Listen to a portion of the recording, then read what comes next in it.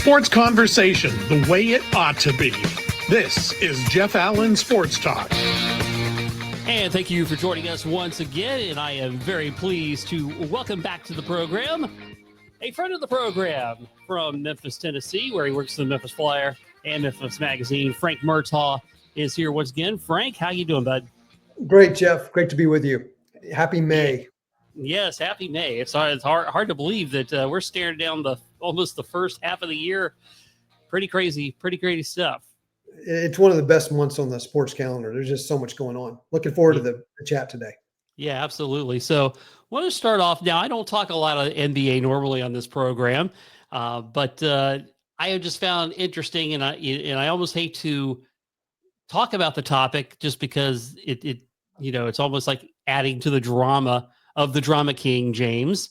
LeBron James, of course, is now out of the playoffs.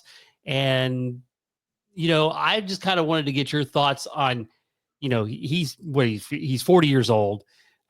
He's been a great player. You can't dispute that. But, every time the LeBron versus Jordan conversation comes up, I find more and more that he's not even close to being in the conversation as far as that goes with all the flopping and all the whining and all the stuff he does.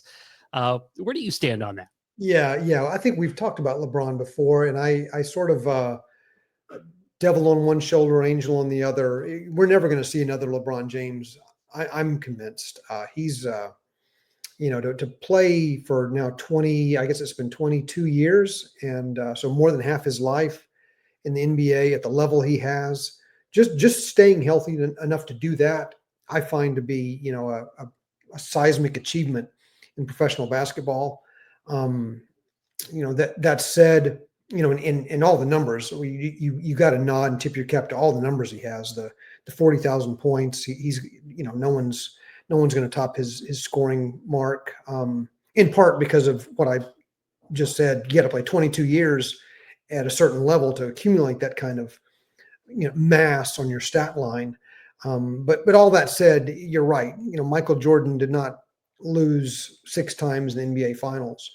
And if you added, looking at what happened this year, if you added to Michael Jordan's Chicago Bulls teams one of the top 5 players in the league, as LA did with Luka Doncic this year, I'm not going to guarantee you they win the championship, although I'm going to wink as I don't guarantee it. But I guarantee you they're not going to lose in the first round to a 6 seed, as the Lakers did.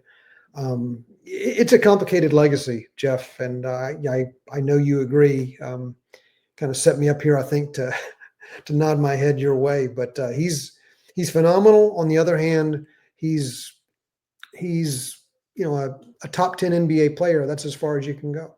Yeah. And I always looked at it this way too, because, Michael Jordan very rarely lost in the playoffs. Right.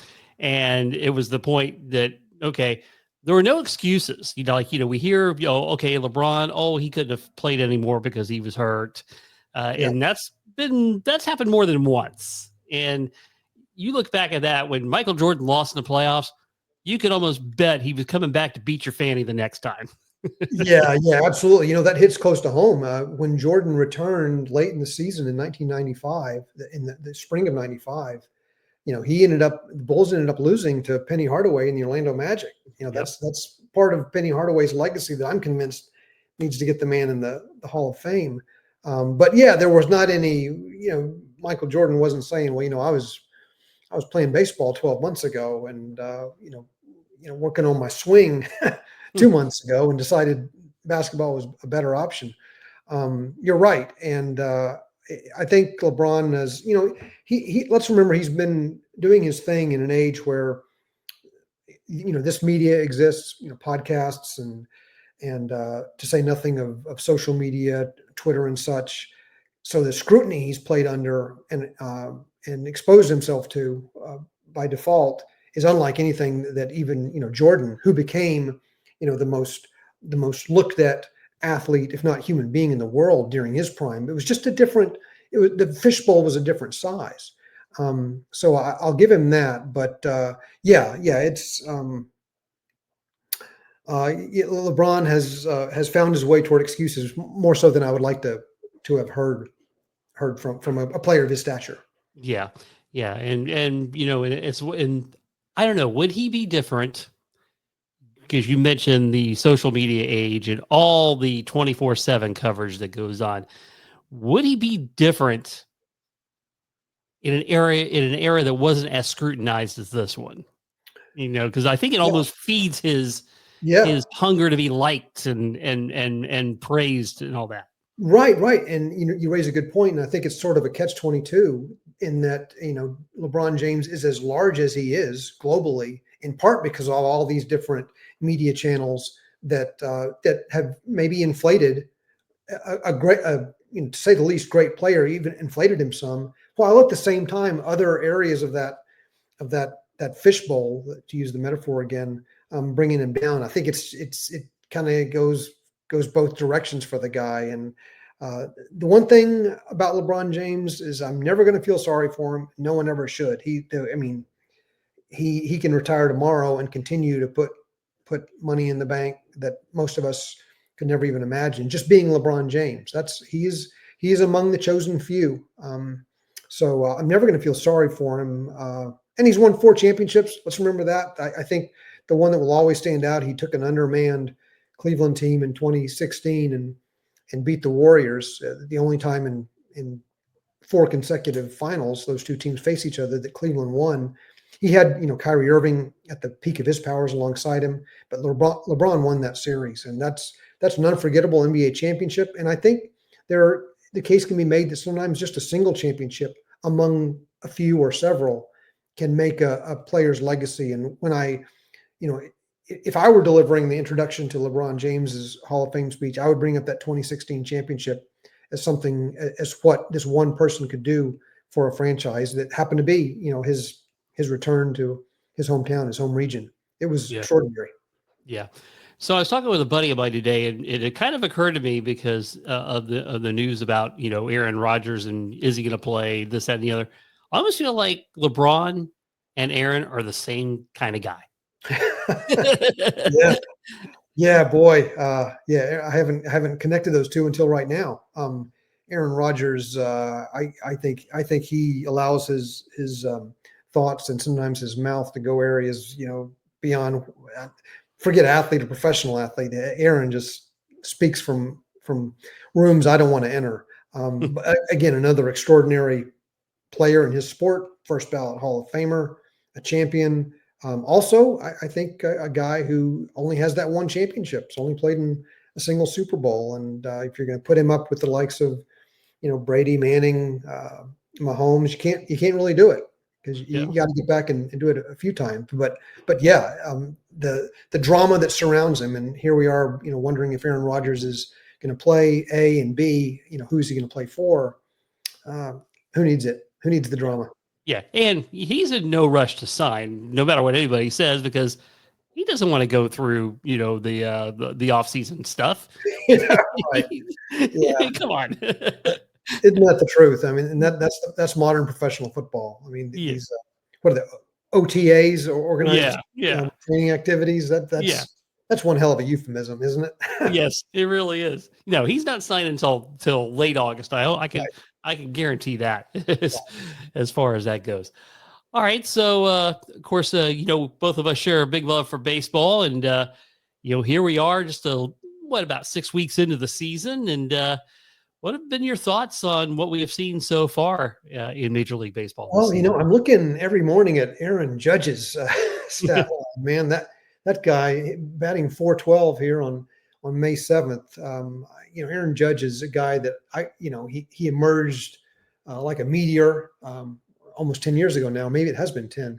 And I thought he'd wash out. This was one of the all-time Frank Murtaugh whiffs. I think no player with that size of a strike zone is going to last in Major League Baseball. And look what he's doing now. I mean, he's an extraordinary athlete. So I've been paying attention to Judge. I'm obviously here in Cardinals country, and St. Louis managed to catch 500 today with their 5th straight win. They're getting some pitching, including from some young talent.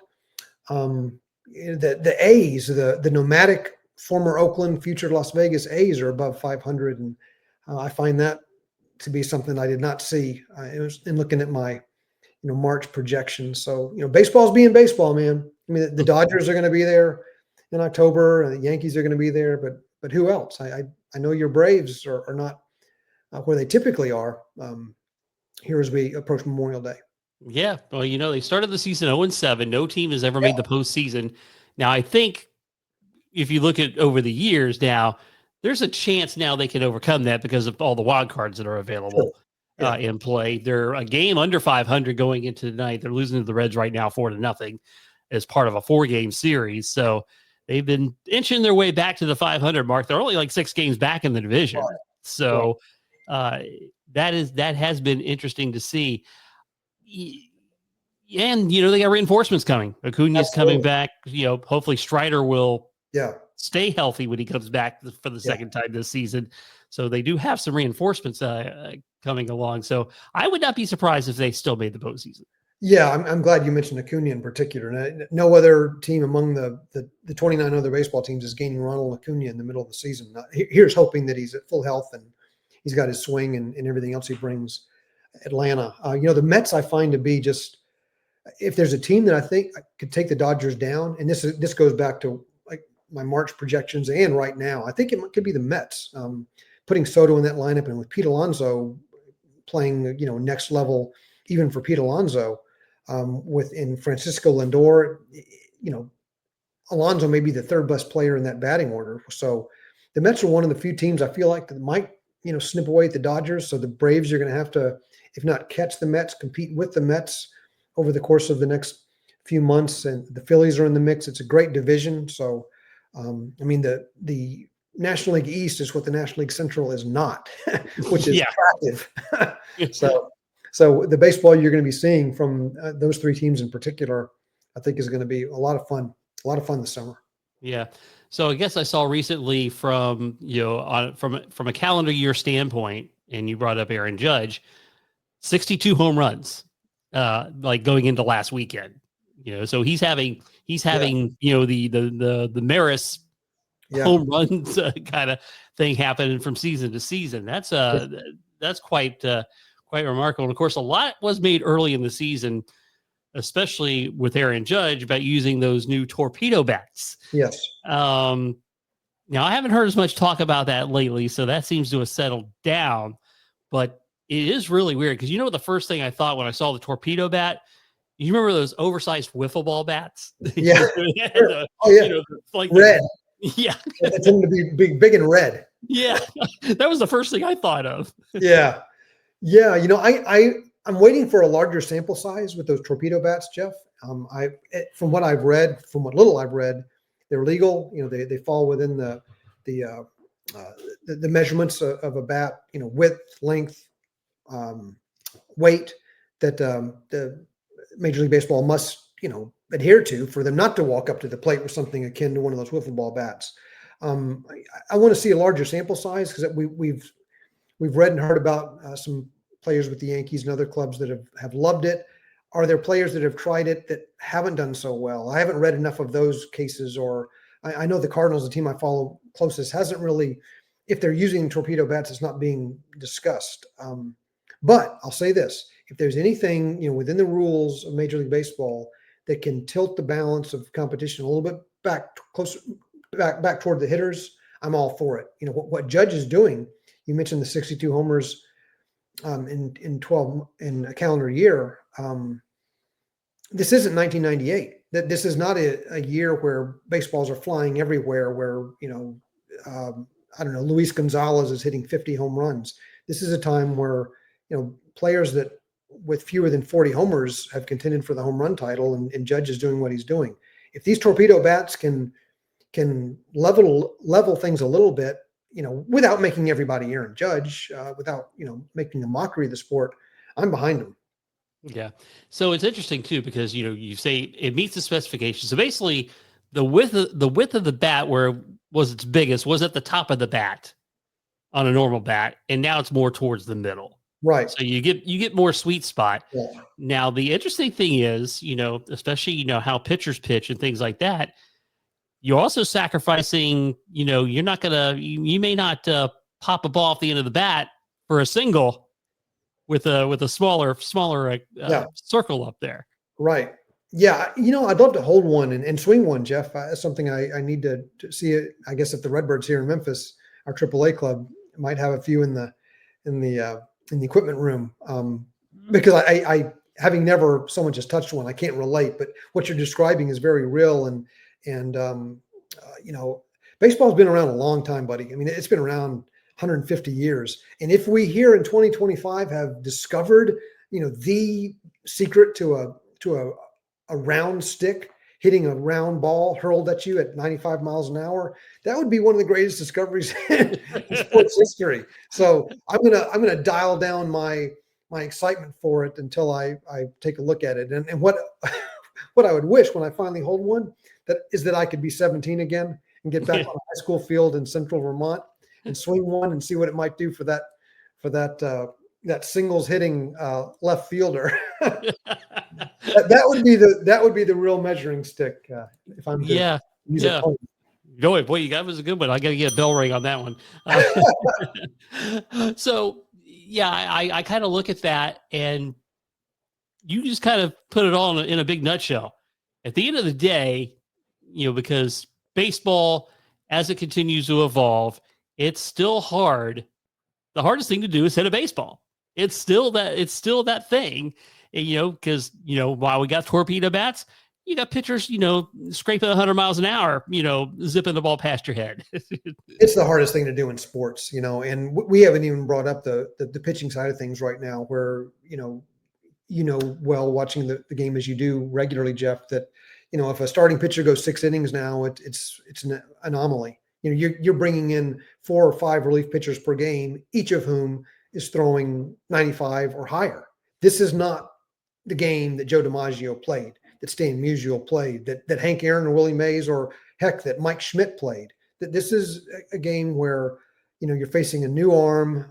If you're a hitter, probably 3 of your 4 at bats, 4 of your 5, and trying to catch up with just flamethrowers. So the sport's harder, but yeah, it's adjustments are always made. And back to how I started this area of our chat, if there's anything that could help a batter just compete more, and we all want to see more action, and that means more contact, fewer strikeouts. If that torpedo bat does the trick, let's go. Yeah, I'm going to invest in whoever's manufacturing them. Yeah, and we used to hail the day when there were maybe 25, 30 players that would in each league that would hit over 300. Oh wow, yeah, and that's why I brought up Judge's batting average instead of his home run total, Jeff. A guy sitting 410. I still love batting average, and when I look at a Cardinals batting order and there are 6 guys hitting under 250, yeah, I cringe. That's not, however you want to spin it, that's not good baseball. Getting a base hit less than a quarter of your at bats. It's a different game, but still wonderful. Still the best game on the planet. Yeah. I mean, we've talked about the rules changes before, and I think one of the biggest things I like, even though I disagree with the concept, okay, you shouldn't limit the number of times a pitcher can throw over, but at the same time, I like the fact the stolen base is back. Yes. Because that makes the game better. Yeah, it does. And you know what? Catchers have to get better. I'm dealing with this on a micro level, and that the Cardinals have catchers right now who can't throw out base stealers after 20 years of one of the greatest catchers of all time, and Yadier Molina, who teams just stopped running after his 7th or 8th year. I could show you numbers that would make your mind boggle. You got to adapt. As far as the rules go, you want movement, and base stealing is certainly movement. You got guys like Ellie De La Cruz in Cincinnati, who's just an electric player. He's got to learn to make better contact. But more players are running. I'll tell you something else that's going to help is the ABS strike system. Mm-hmm. When Manfred finally decides to bring reality into the major leagues, which we already have in AAA, it's a great adjustment where the pitcher, hitter, or catcher can appeal a strike or ball call and get it right. And you're not going to have guys, walking on a pitch that's right there at their knees, or striking out on a pitch that's up at their chin. It'll make the game better and more honest. So that's on the way too. Yeah. So a buddy of mine, Jay Cresswell, he joins this program from time to time, and what he talked about, his most favorite thing about ABS was the fact that it will kill framing of pitches, because in his words, that's cheating. Yeah. No, that's an absolute truth. I'll say it's cheating and it's a skill at the same time. There are pitchers who are good at it, and if you're not cheating, you're not trying. The old saw. You're absolutely right. You're absolutely right, though. But yeah, my team shouldn't benefit because I have a catcher who can turn a ball into a strike better than your catcher, and ABS is going to eradicate that. Yeah, no. And when I saw it in spring training, and boom, it was quick. It was, And Jeff, isn't it fun? I mean, when they're appealing it, depending on your reading interest, when you look up at that scoreboard and they show the baseball coming into the strike zone, and it's like at Wimbledon, whether the ball is in or out, that's kind of exciting. And it doesn't take long. Everybody wants the umpire to be wrong now and then. And straight up, these umpires are going to be proven wrong. Modern umpires walk around with this air of royalty about them, that they can do no wrong, and it's just absolutely false. And we have a system, technology now, that proves that. And I'm actually looking forward to certain umpires that I've seen for years now making that appeal, because they're gonna be overruled. Yeah, and of course, the good umpires who get overshadowed by all the terrible ones that are around. What I think this also does is also will now force these guys actually get better at calling balls and strikes. Yeah, it's kind of lazy to me right now. Yeah, and and here's the thing, Jeff. I talked about how baseball's so different for hitters with all these flamethrowers. It's harder for umpires. I do not. I mean, among job listings, the last one I might check off is home plate umpire in the big leagues. It's these balls that are moving at the last 10 feet on a pitch. It's coming at you 99 miles an hour, and you want to tell me whether that's on the corner or not? No way. Good umpires are going to welcome the system as a partner, not an enemy. And I think I know it's going to make baseball better for the fans. And ultimately that's the most important part of the endeavor, is how can you make the sport better for those paying to watch it? Yeah, no question about it. So let's slide over to football for a little bit. So you and I were talking just briefly before we started recording, and I think we're both in agreement. I can't stand the NFL draft. To me, I'm glad you said it first. Yeah, mock drafts to me are like some of the worst content that you can read, but people, for some reason, lap this stuff up, and I can't understand why. Yeah, because drafting players, we see the cycle, right? Recruiting college players, guys are 5 stars, and they don't, and they turn out to be busts. Right. You get in the NFL, top draft picks don't pan out, and you don't know the results of a draft for at least 3 years. No, it's different than the NBA draft. NBA draft, you have immediate impact. You should have immediate impact if you're drafting in the top 15, maybe even the top 20. The case could be made. NFL, unless you've got certain Peyton Mannings of the world that you hit on, they might make an impact the first couple of seasons. For years, Jeff, I would get Sports Illustrated's draft preview, and I would take it out after the draft and try and look at how many of the projections were correct. And now, forget about whether or not the 32 players SI projected would go in the first round actually were picked in the first round. Getting the team right too, and the precise order, it's like flipping a coin 32 times in a row. You're just not going to hit. They would get 3 right one year, or 6 right another year. It's just, and wasting ink and paper on that. I much preferred when I found publications that would just rank players, just rank positions, and then fans like you and I on draft day can, when your team's, draft pick is called, look at that list of rankings and say, hey, it looks like I got the 4th rated cornerback, in the draft this year. Then you got something to be excited about, whether or not it was Frank Murtaugh, cornerback from Ohio State, going to Dallas with the 18th pick. It just doesn't matter. So much hype about it. But the thing is, you kind of alluded to it before we went on the air. We're in the minority. People suck this stuff up, and they're gonna flock to, I guess it's Washington D.C. next year, get out in the streets and celebrate this selection of very good football talent that may or may not help your NFL team get to the Super Bowl. Yeah, and it is crazy because it was 2015, I guess. They could not use Radio City Music Hall, where they held the draft for years, and they put it on the road, and all of a sudden they realized, oh my God, we've got a cash cow. Nashville a couple of years ago. I didn't attend, but just looking at the footage I saw on TV that's a mass of humanity. Yeah, again, and there's no winner or loser. It's the only sporting event on the planet, I think, that you attend, and you can't go home saying you won or lost. Depending on your subjective view of your team's top draft pick, it's quite an endeavor. And the most brilliant man in sports, Jeff, is Mel Kiper Jr. He figured out 2 generations ago he could, if he chose to, he could be very good at this one thing.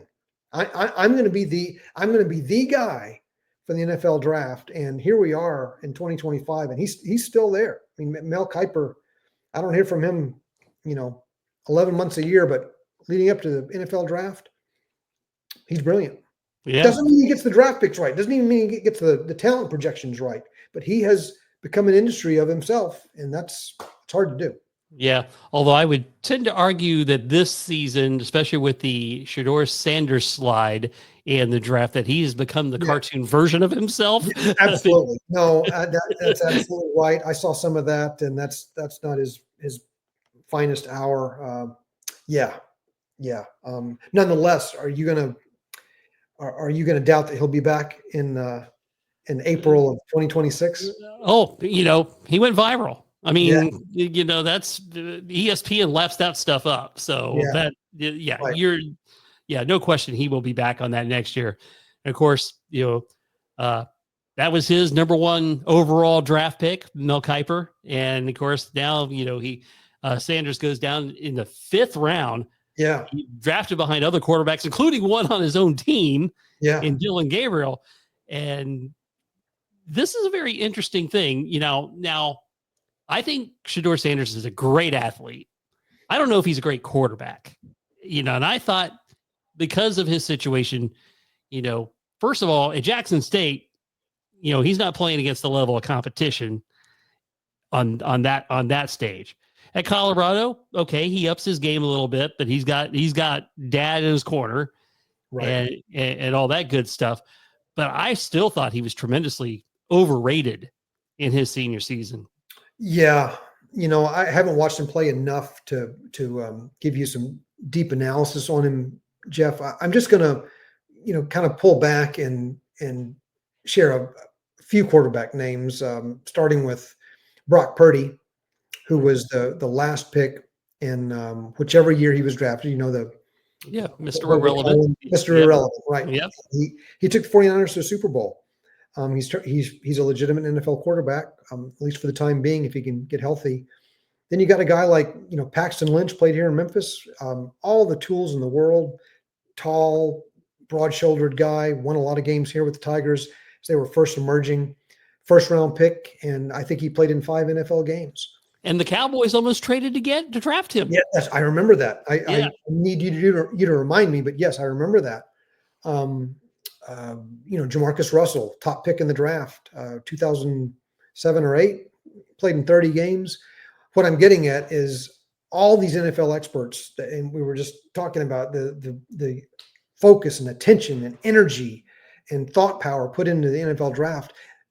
Finding an NFL quarterback that's going to last 8, 10, 12 seasons, get you to a Super Bowl, it's a crapshoot. I mean, I don't remember, Patrick Mahomes discussed, during his days at Texas Tech as what he has become.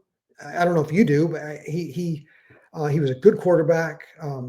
He's had big numbers because his offense was based on, and that makes it harder. It becomes blurry when a system is built around just compiling, passing yardage. you can't look at those numbers or even the performance and mechanics necessarily and get an objective measurement.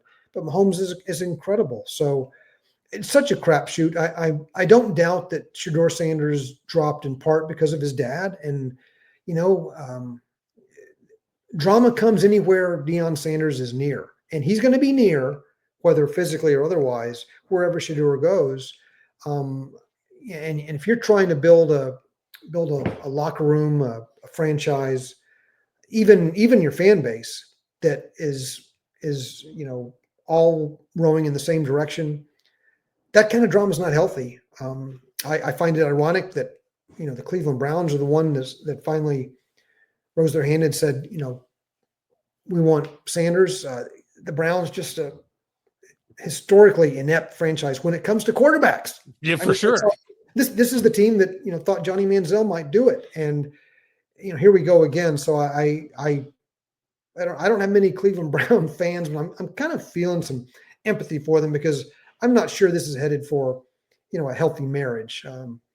Wishing Shedeur all the best. I hope that his dad will, especially because Shedeur doesn't need the money, let him become the athlete he can be. But I think that's a big wish from Frank Murtaugh. Yeah.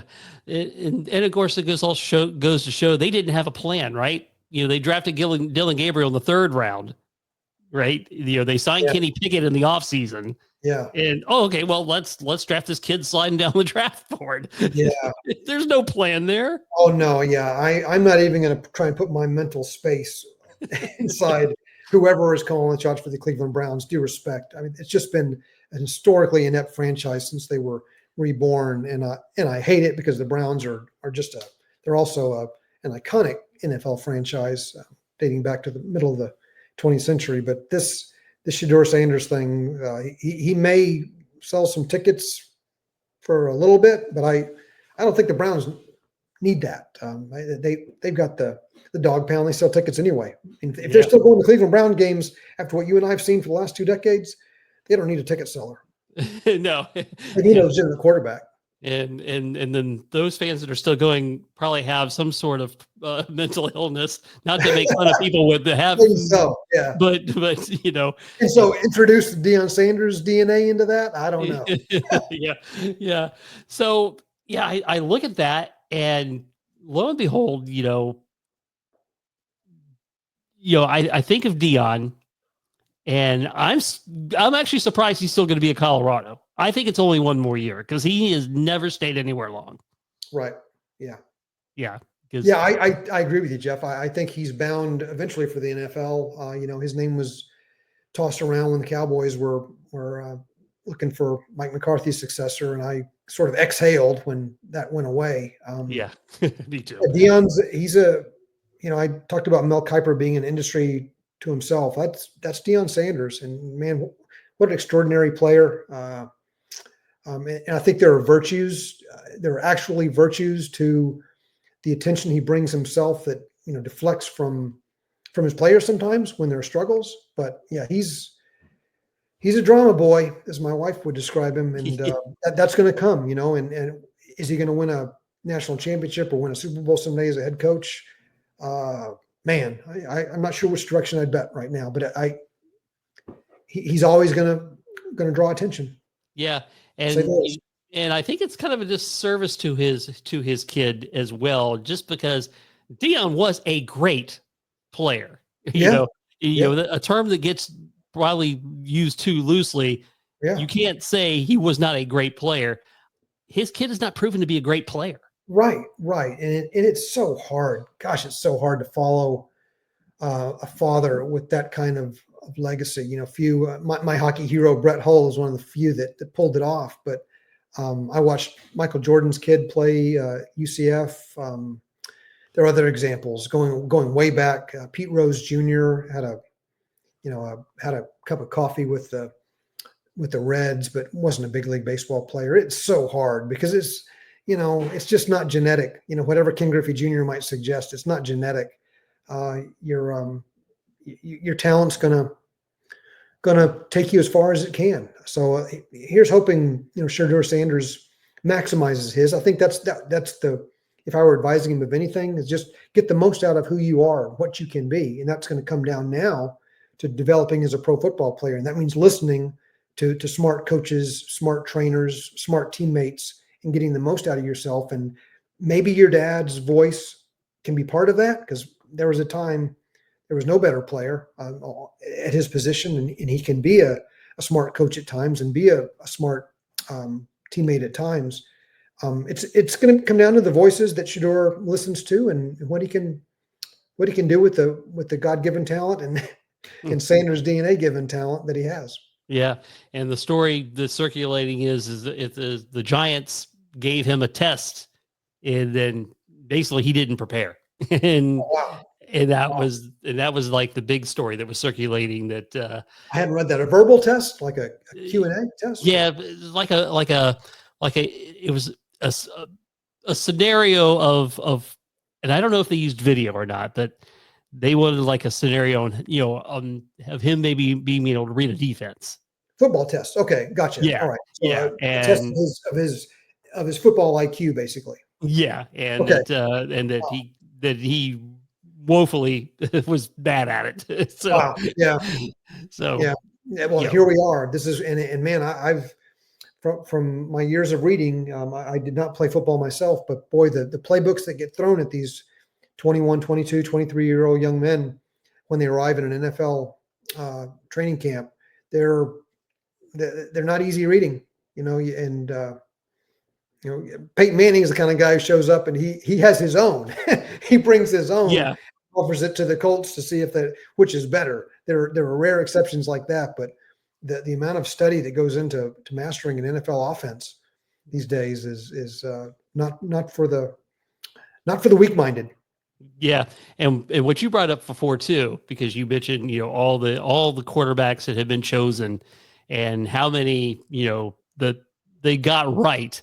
You look at that, and this is why we have all these quarterbacks still in the league, changing teams. It's just so funny to me how the NFL is a league where the quarterback is the star. Yeah. But there's not that many really good ones. No, there's a lot of recirculating. It's the truth. You could probably name 10 quarterbacks that would put them on any franchise, would make the franchise better. But I don't think you could necessarily name 11 or 12. And when there are 32 teams, that's kind of a problem.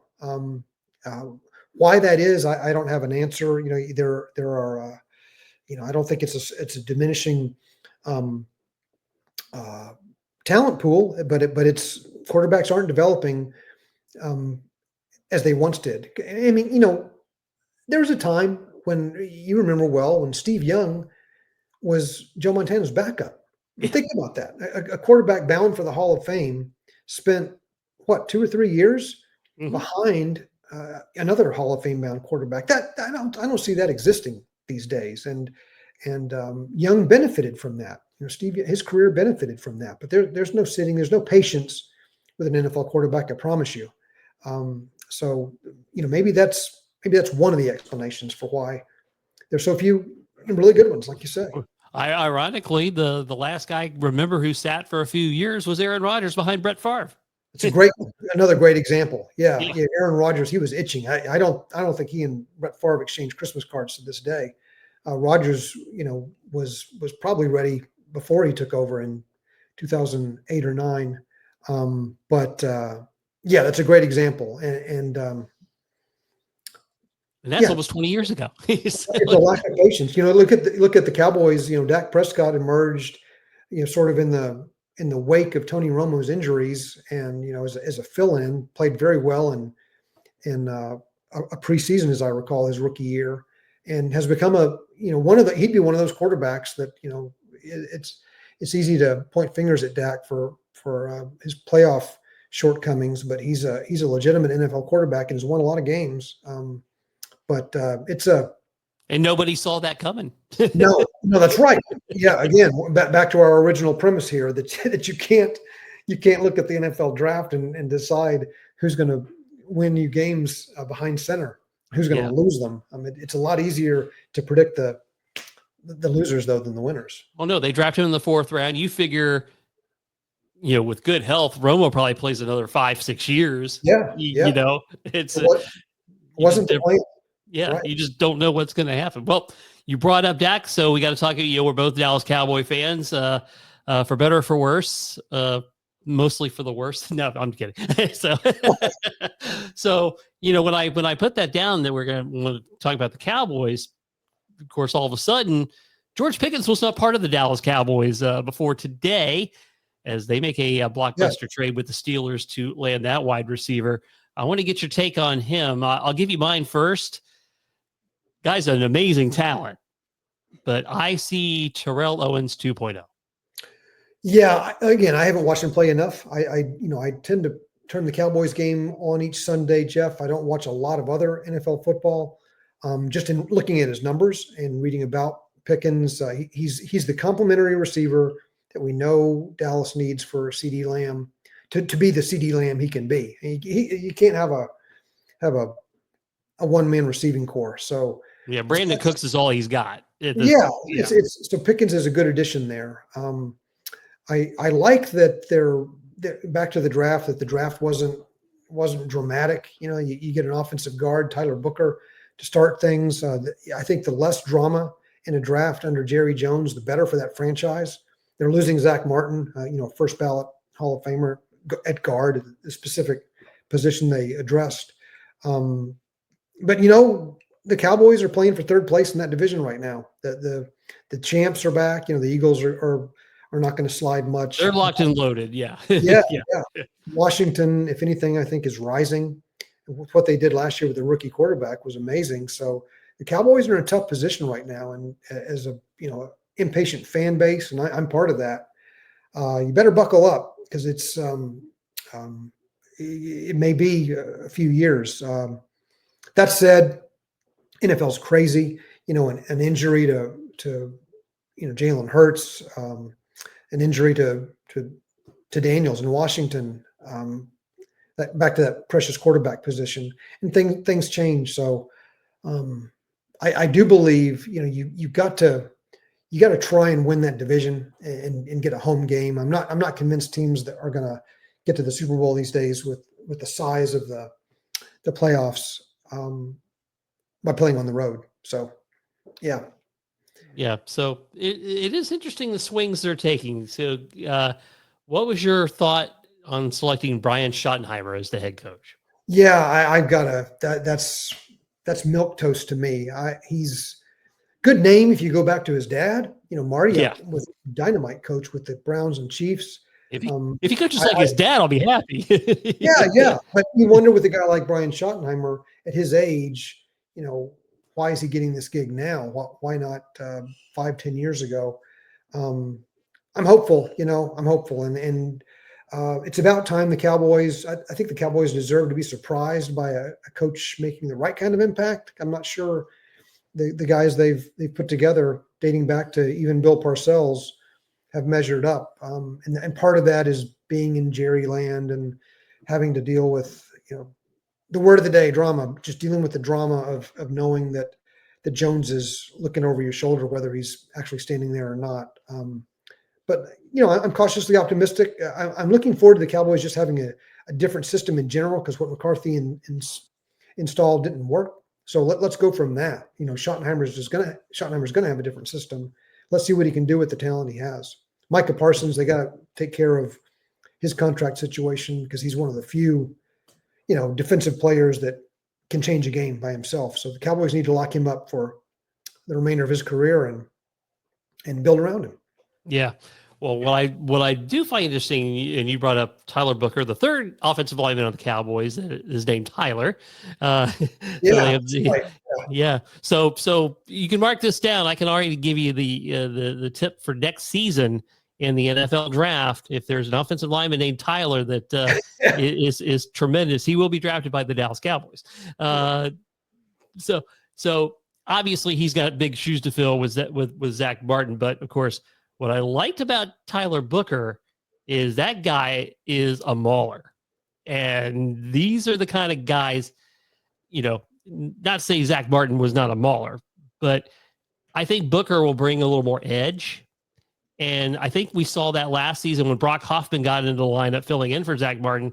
He's a guy who was looking to, start a fist fight with the defense all the time. And I think you got to have one of those guys on the line that just is mean and nasty. Oh yeah. You think back to the glamour days, and I hope your listeners are of a certain age, because we got to go back all the way back to the 90s. But when Dallas was winning Super Bowls, Eric Williams there at right tackle was what you're describing, just a guy who was angry. And one year he was a right tackle that earned NFL Player of the Week for the way he handled Reggie White, the late great Reggie White. Larry Allen, my gosh, I mean, he went Mahler. He was late great Larry Allen, sadly. That's important. And I think in general the Cowboys need to get some swagger back on both sides of the football. I think there are two kinds of swagger. One is the silver helmet and the star that comes just as soon as you put the uniform on. This country and a lot of Cowboy haters have defined that swagger. And then there's the swagger that Jimmy Johnson walked into Dallas with and said, we're going to beat you, whether you know it or not. And that attitude infused not just offensive linemen, but backup defensive backs like Kenny Gant comes to mind. And you had a winning franchise for several years. Dallas has not had that kind of swagger, Jeff, in a long time. I know you'll agree. Dak Prescott doesn't have it. CeeDee Lamb wants to have it, but he's much more of the silver star kind of swagger that, looks good in a uniform, but come out there and score a touchdown with a little blood on your lip. Then we're going to talk about the kind of swagger that the Dallas Cowboys need to win a championship again. Yeah, because I think the last time, and you correct me if you think I'm wrong, I really felt like the last time they had toughness was with Parcells. That they had, they had toughness. Yeah, which I don't see a lot in recent seasons. They've had some really good teams since then. The 2017 won 13 games under Wade Phillips. Jason Witten, one of my favorite football players, any uniform ever, was as tough as they come, and played, more games than anybody else has put on a Dallas Cowboys uniform. And the thing is about Witten, he really didn't have that silver star swagger. We learned that when he tried to broadcast Monday Night Football games, but he was a lunch pail guy. Yeah. Yeah. He was the toughness personified that Dallas needs. As far as the cultural toughness, probably Parcells. It wasn't there under Jason Garrett. A really bright guy, sharp, and I think a decent motivator. But he didn't bring that kind of tough culture to the Cowboys. I wonder if it's going to return. I wonder if it's going to return while Jerry Jones is alive, Jeff. I really do, because it's that franchise makes money, hand over fist just by being there, just by having a pulse, and that's to the detriment of the competitive team they put on the field. I wonder how you get that back. I mean, do you start training at some high school facility outside Fort Worth, with no lights? I don't know how you instill it, because the Cowboys have everything except a winning formula right now. It's a quite a Shakespearean irony, if you ask me. I think Shakespeare would love the Dallas Cowboys. Well, I tell you, and this is like an inner struggle I have with myself too, because I'm part of the problem. Last season I went to UCF TCU. My buddy took me out to the Star, which is the Cowboys headquarters and their practice facility. So you're going and frequenting that. I swore I wasn't going to buy a shirt. I bought a shirt, right? Yeah. And then we paid hundreds of dollars to go to the Cowboys game the next day. Yeah. And it's like, okay, I'm feeding into this. Yeah. When every season I know they're going to go at the end.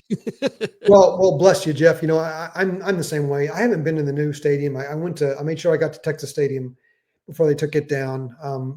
I feed the same beast you do, and I know it's for the same reason. We grew up as kids rooting for this franchise, and I'm of the ilk that can't shake it. It's in it, whether if it's not multi-generational, it becomes part of who you are, what you breathe and feel in your veins. And we're the right kind of Cowboy fans. I know, Jeff. There are a lot of wrong kind of Cowboy fans who are just, come September, they want to put on the silver star and dress the part. And, you and I are paying attention to offensive line play, and is the secondary healthy, and are our linebackers going to be able to get to the quarterback when the Eagles come to town? Thinking about things that other football fans think about with their franchise of choice. I don't know if we're in the minority with Dallas right now. They're always going to be a national franchise to some degree, no matter how much people hate America's team. But again, that in some ways has done the competitive football team they field a disservice, because it's just, you talk about going to Texas and buying the shirt. There are people sitting in Montana, Wyoming, Pennsylvania, New England, and they're buying the shirts online, feeding that same beast just to look the part. And it's not all that healthy. Yeah. And the fact that because they make so much money, because the star is basically they built, a retail restaurant thing all around that place. Guess who owns all that? Yeah. Jerry does. Yeah. And guess what? He also owns land around that. Yep. If he's making money, he's happy. Jerry Jones is an extraordinary businessman. I mean, I forget the number he paid for the Cowboys franchise in 1989. It was a tiny fraction from what he could get now, and he's not selling that. He's got kids. But as back to my thesis here, as far as a football man's concerned, Jerry Jones is lower tier, not middle tier. He's just not a good decision maker, or we would have seen one of his coaching hires over the last 30 years take the team at least to the NFC Championship. Not one. Now that the Lions have gotten the NFC Championship, the Cowboys are alone in their drought for just getting to the NFL semifinals, for crying out loud. This is a team that the team of Staubach and Bob Lilly and Troy Aikman and Emmitt Smith, that we're talking about, the goal is just to get to the semifinals, NFC Championship. It's a different kind of culture. Whatever Jerry wants to say about the profitability, it's not what you and I grew up rooting for, and we're so excited about when we were young men. When I was a young man, you're still young, but There we go. Yeah. Lose each other. Yeah. It certainly has not by much. So Jeff, you're freezing up on my screen. And the worry, Jeff, I'm losing audio. And Jerry, Jeff, I'm losing audio. He's office. I hate to say it, Jeff, I've lost you. That's kind of the truth. I think.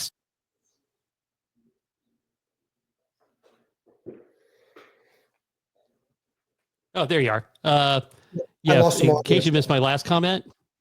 I did. Can you catch me up? Okay, you still can't hear me? Yep. Yeah, so my last comment was Jerry's going to die in office. I hate to say it right that way. My fear is that Steven's going to be worse.